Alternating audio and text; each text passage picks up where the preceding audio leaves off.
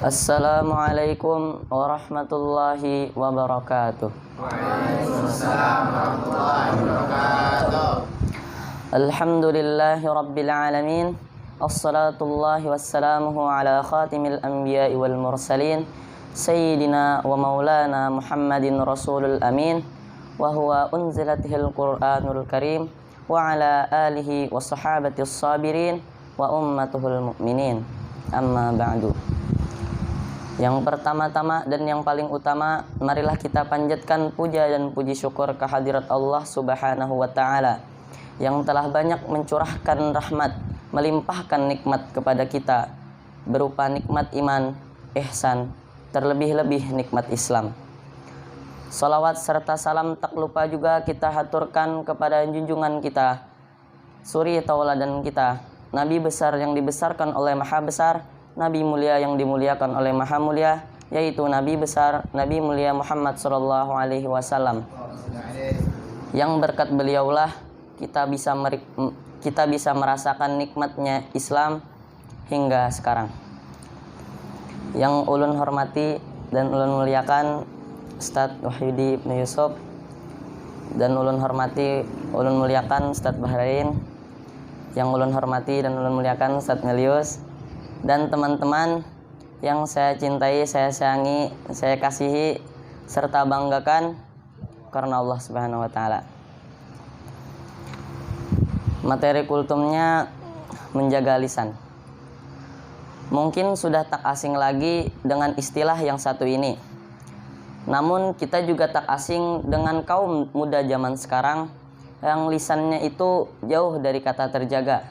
Dan parahnya lagi, hal ini sudah menjadi budaya yang merajalela, membuat hancurnya generasi muda. Lisan memang ringan, namun bisa menjadi beban pikiran. Lidah memang tak bertulang, namun bisa membuat nyawa melayang.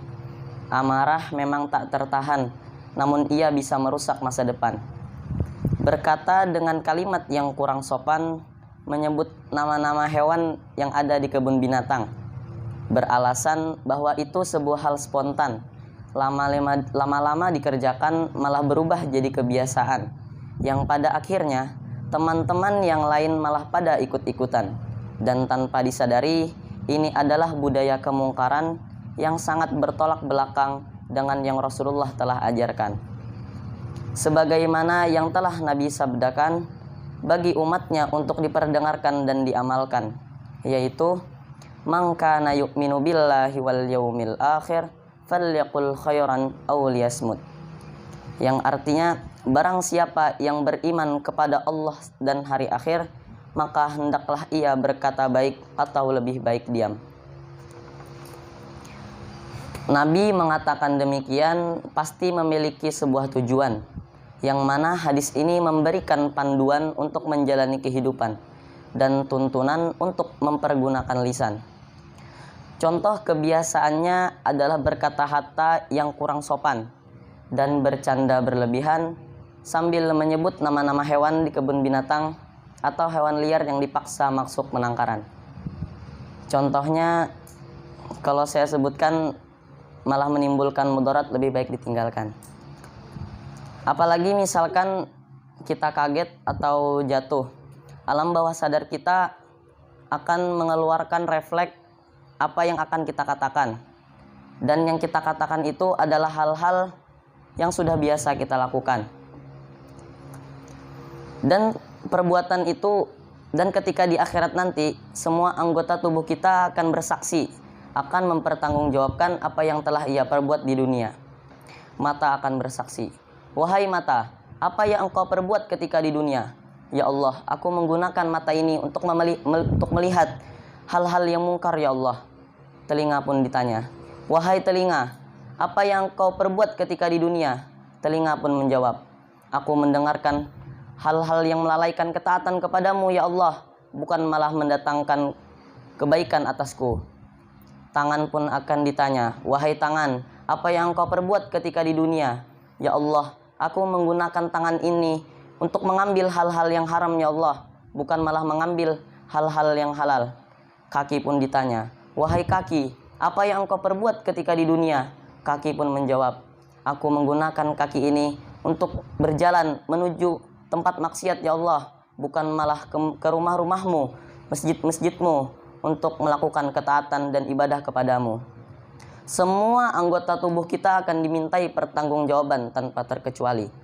Kecuali satu anggota tubuh yang ketika di dunia ia pandai bergerak, namun saat di akhirat ia akan keluh kaku bisu tiada hasrat, yakni mulut.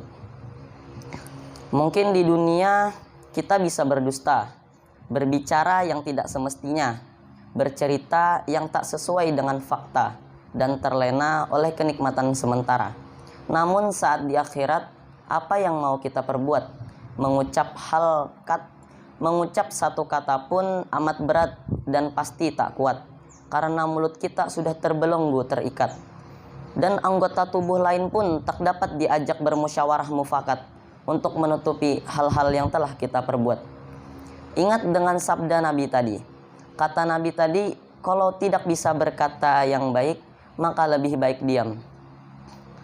Kita disuruh Nabi diam mungkin amatlah sulit, karena kita akan ingin mengeluarkan rasa yang menjanggal di hati kita.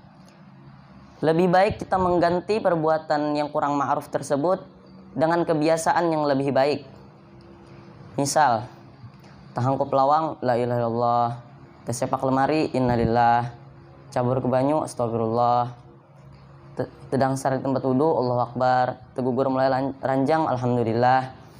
Tentu dengan kebiasaan baru ini, kebiasaan lama yang awalnya buruk akan berangsur-angsur hilang ditelan kenangan. Dan kebiasaan baik ini akan merubah semua aspek kehidupan. Tak ada lagi hukuman nulis istighfar 70 kali ya. Push up, tidak ada lagi. Jadi dengan membiasakan hal-hal yang baik, insya Allah perbuatan-perbuatan kita pun akan dijaga oleh Allah Subhanahu wa Ta'ala. Semoga kita dihindarkan daripada dosa lisan dan dimudahkan untuk berubah menjadi yang lebih baik. Demikian yang dapat saya sampaikan. Salah khilafnya mohon maaf. Hadanallahu wa iyyakum ajma'in. Idza waja'tum al-khata' minni li'anna ana al-insan maka anil khata' wan nisyan. Assalamualaikum warahmatullahi wabarakatuh. Waalaikumsalam warahmatullahi wabarakatuh.